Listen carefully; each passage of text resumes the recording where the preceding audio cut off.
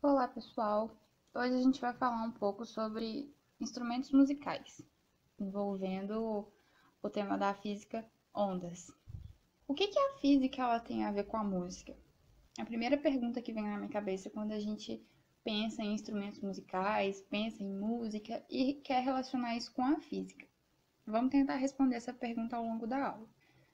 Começando pelo contexto histórico, né, desse assunto, desde a antiguidade, os cientistas eles têm notado grande proximidade entre a música, a matemática e a física. E um desses matemáticos, que também era físico, era Jean Fourier, nascido na França em 1768. Fourier era filho de um alfaiate e ele ficou órfão aos 10 anos.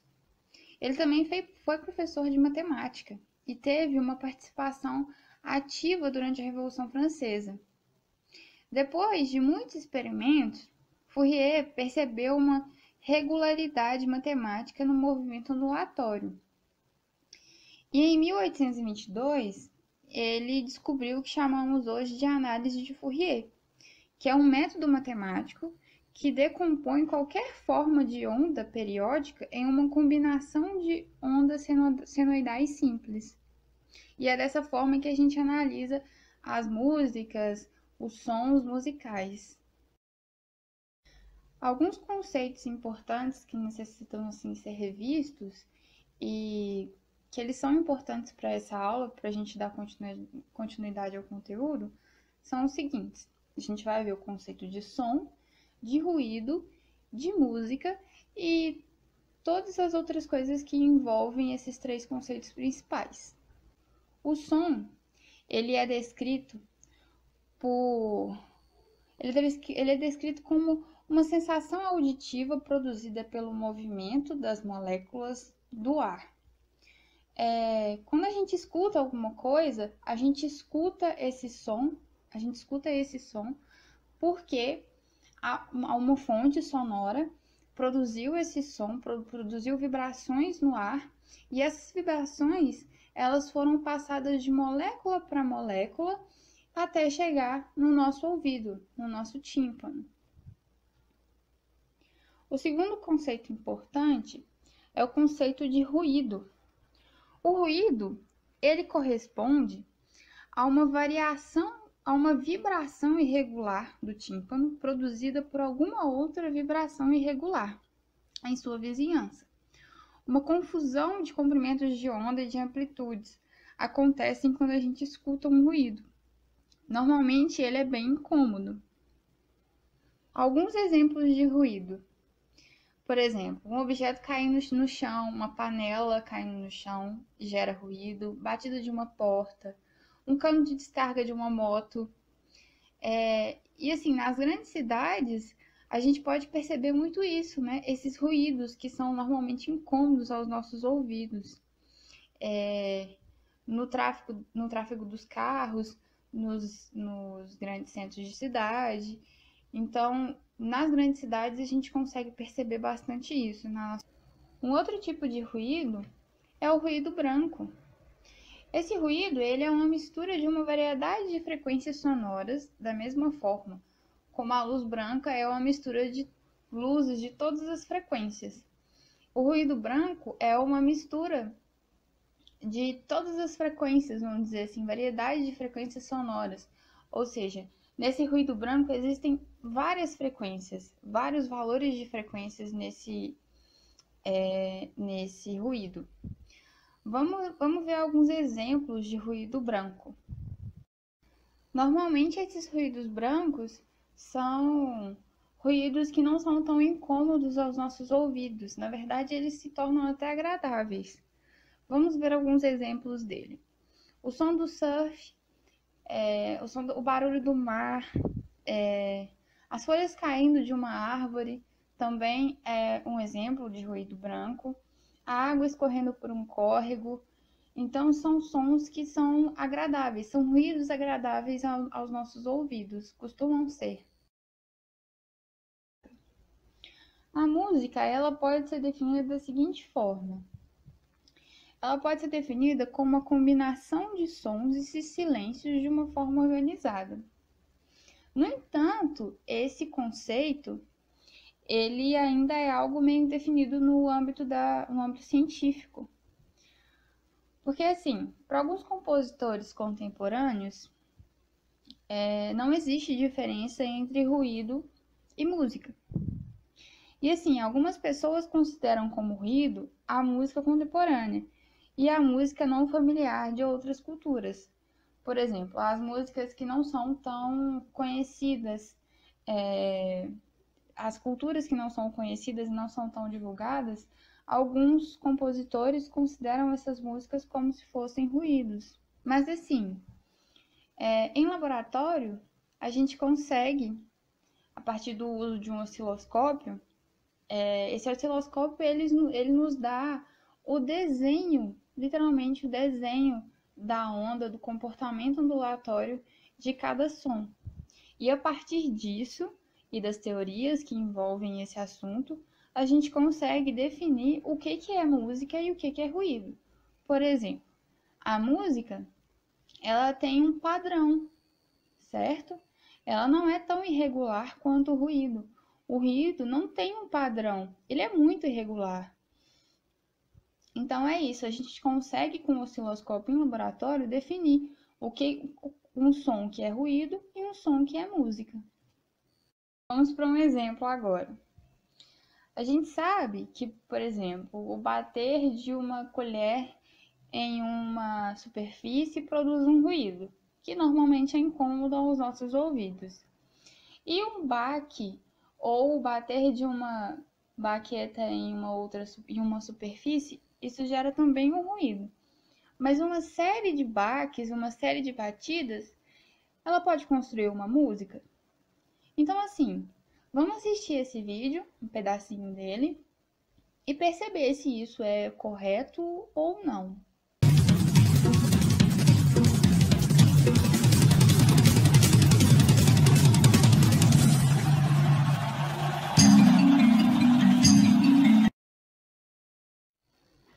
Depois de assistir esse vídeo, a gente percebe que o bater do baterista com uma baqueta em cima da superfície na bateria, isso nos gera uma série de batidas, nos gera uma música. Tanto que ele está tocando uma música. Ele é um baterista de uma banda. Então a resposta para essa pergunta é sim. Uma série de baques pode constituir uma música? Sim. Vamos ver agora algumas características, as características principais do som musical. A primeira característica que a gente vai trabalhar é a altura de um som. A gente sabe que a música, ela é organizada em níveis ou notas musicais. Beleza. Que cada nota tem sua altura e sua frequência. E que vibrações de alta intensidade produz uma nota alta e vibrações de baixa intensidade produz uma nota baixa. Vamos às curiosidades com relação a essa característica. O que acontece se a gente muda a frequência de vibração da fonte sonora? Ou seja, se a gente muda a frequência de onde está vindo esse som, da fonte sonora. Por exemplo, uma caixa de som pode ser uma fonte sonora. Uma pessoa falando também pode ser uma fonte. A pergunta é o seguinte: o que acontece se mudamos a frequência de vibração da fonte sonora? Beleza. A gente sabe que as notas musicais, elas são formadas por notas musicais diferentes são formadas por frequências diferentes. Beleza. Para a gente mudar a frequência de vibração da fonte sonora, a gente precisa alterar algumas coisas no objeto de vibração. Por exemplo, para alterar a frequência de vibração da fonte sonora, isso é possível Se a gente altera o tamanho, a superfície de contato com, por exemplo, um objeto de percussão, um tambor ou alguma coisa do tipo. Se a gente bate nele, se a superfície de contato, se a superfície de vibração for muito pequena, vai gerar uma determinada nota musical, uma determinada frequência, né? Uma frequência de vibração. Se a superfície de contato, se a superfície de vibração for um pouco maior, vai gerar uma outra frequência de vibração. Um exemplo interessante é o seguinte: um guitarrista ou um violinista, por exemplo, ele ajusta a rigidez ou a tensão das cordas do instrumento quando ele está afinando. Ou seja, ele encurta a corda ou relaxa, talvez essa não seja a melhor palavra, mas relaxa a corda para que ele consiga a frequência de vibração que ele quer. Depois de alterar o comprimento de cada corda, né? Ao pressionar com os dedos essas cordas, ele consegue adquirir frequências de vibração diferentes. Já nos instrumentos de sopro, por exemplo, a flauta, trombone, trompete, ela pode ser alterada, essa frequência de vibração, através da mudança do comprimento da coluna de ar de vibração. Por exemplo, no caso da flauta, quando você está tocando uma flauta, você pode alterar a nota que é a frequência de vibração que é emitida a partir de você tampar um buraquinho ou não. Fechar os pequenos buracos na lateral da flauta. Isso faz com que o instrumento consiga emitir diferentes frequências de vibração. Uma outra curiosidade é que os sons muito altos usados em músicas quase sempre são mais baixos que 4.000 Hz. Por que isso é uma curiosidade? Porque, assim, o ouvido humano, ele pode escutar frequências acima de 18.000 Hz. Se eu não me engano, o ouvido humano consegue escutar até 20.000 Hz. E algumas pessoas conseguem escutar alturas ainda maiores, assim como, por exemplo, os cachorros. Os cachorros conseguem escutar frequências maiores do que o ouvido humano. E assim, à medida que a gente vai envelhecendo, uma outra curiosidade que eu acho que a gente vê isso muito no dia a dia da gente, na família e tal, à medida que a gente vai envelhecendo, o limite superior da audição, por exemplo, a gente jovem, as pessoas jovens escutam tranquilamente até 18.000 Hz. As pessoas, à medida que elas vão envelhecendo, elas costumam escutar frequências cada vez menores, a audição vai ficando mais baixa. Durante as minhas pesquisas na internet para montar essa aula, eu encontrei um vídeo interessante, que talvez não tenha muito a ver com a física, mas eu acho que vai ser legal nessa aula. Vamos assistir. As we grow older, we often lose the extreme ends of our hearing spectrum. So, how many of the following sounds can you hear? How old are your ears? Okay, if you can hear 8,000 Hertz, you're both alive and not hearing impaired. But let's keep raising the frequency.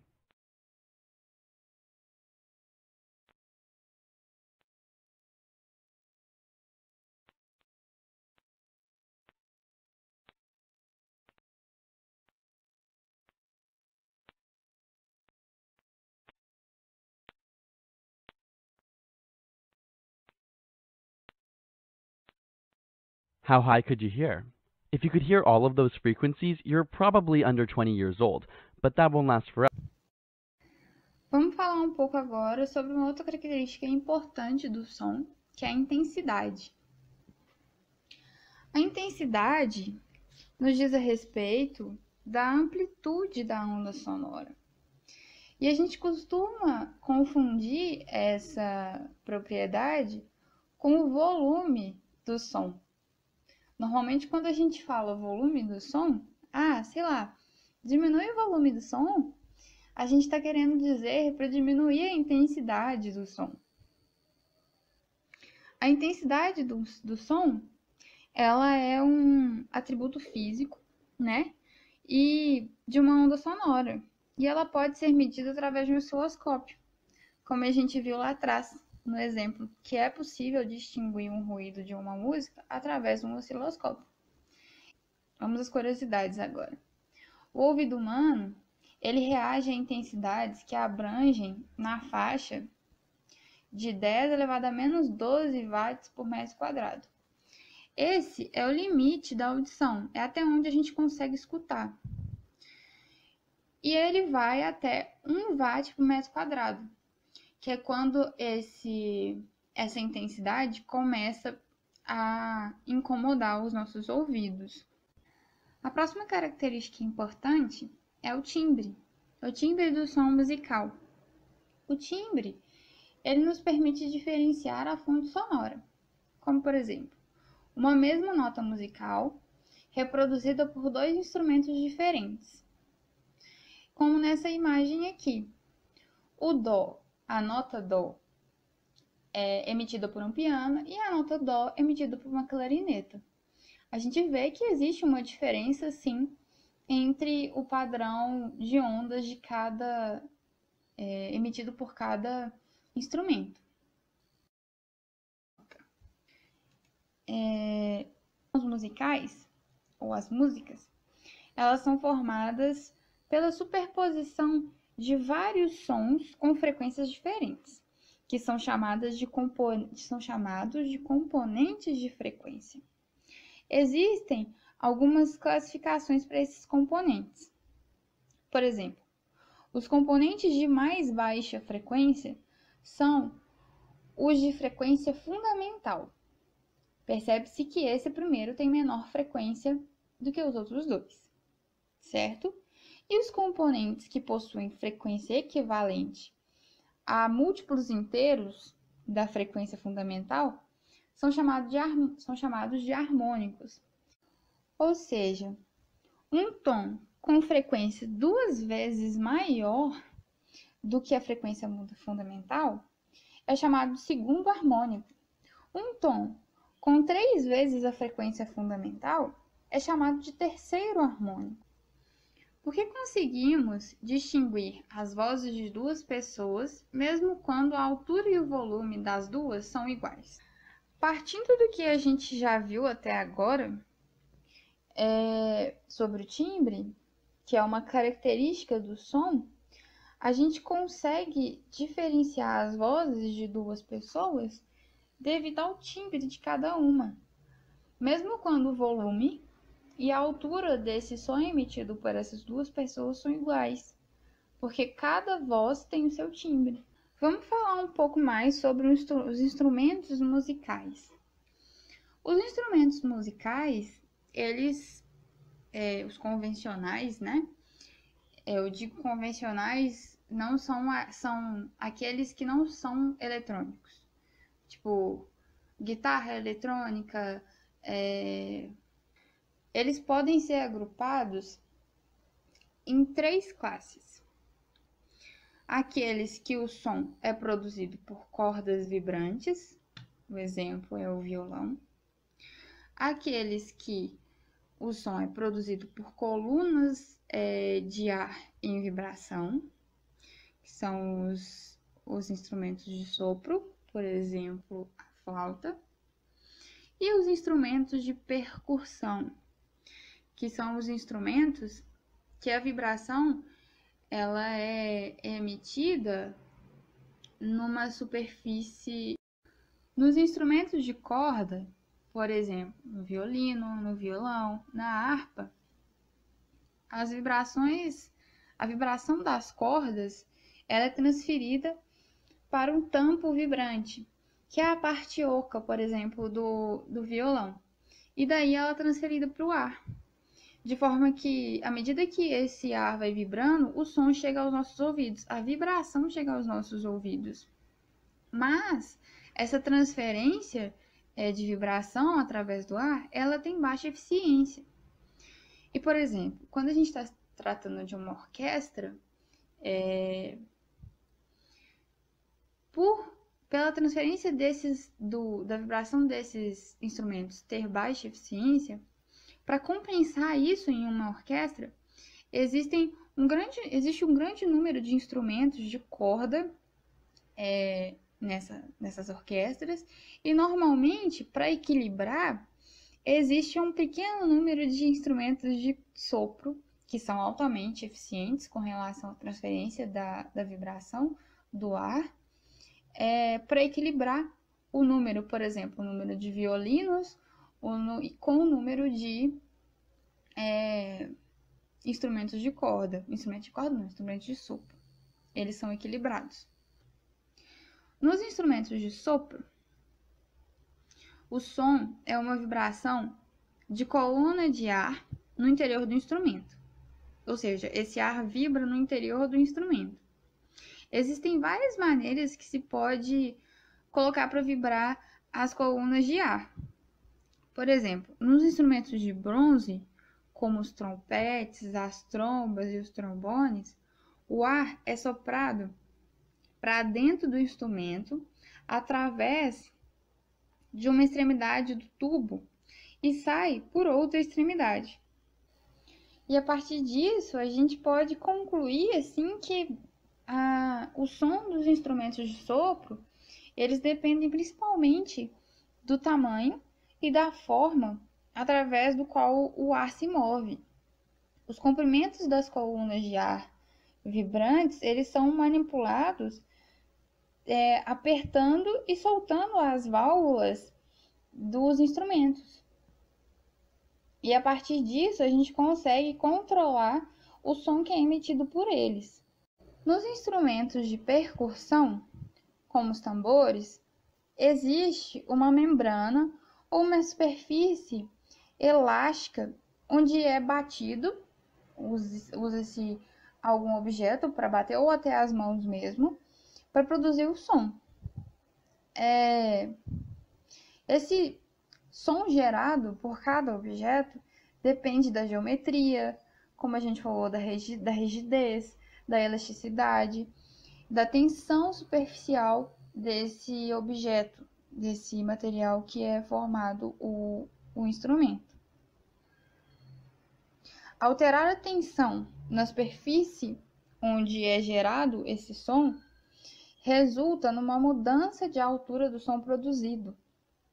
Por exemplo, um outro exemplo, abaixar a borda da superfície de um tambor com a mão é uma maneira de realizar isso, porque aí você vai alterar o som emitido, mesmo com a mesma intensidade de batida que você está batendo com um objeto ou com a outra mão.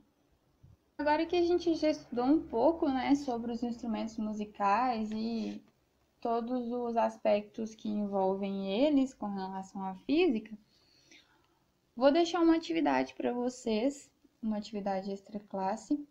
São 4 perguntinhas baseadas nessa aula e que vão ajudar vocês a enxergarem algumas situações do dia a dia que a gente pode aplicar esse conhecimento. Questão 1. Quando se escuta um coral cantando, percebe-se que há pessoas que têm uma voz mais grave e outras com a voz mais aguda. Qual a diferença entre um som grave e um agudo? Questão 2. Por que motivo o músico, quando toca um violão, altera a posição do dedo que pressiona uma das cordas do braço do violão? O que ocorre com o som emitido pela corda à medida que há um encurtamento da parte da corda vibrante? Questão 3. Quando o volume sonoro de um aparelho de som é intensificado, o que ocorre com a altura do som? E questão 4. Quando se escuta uma música, consegue-se identificar os diferentes instrumentos utilizados na execução da música, mesmo quando a nota tocada pelos diferentes instrumentos é a mesma. o que faz com que o som de cada instrumento seja diferente.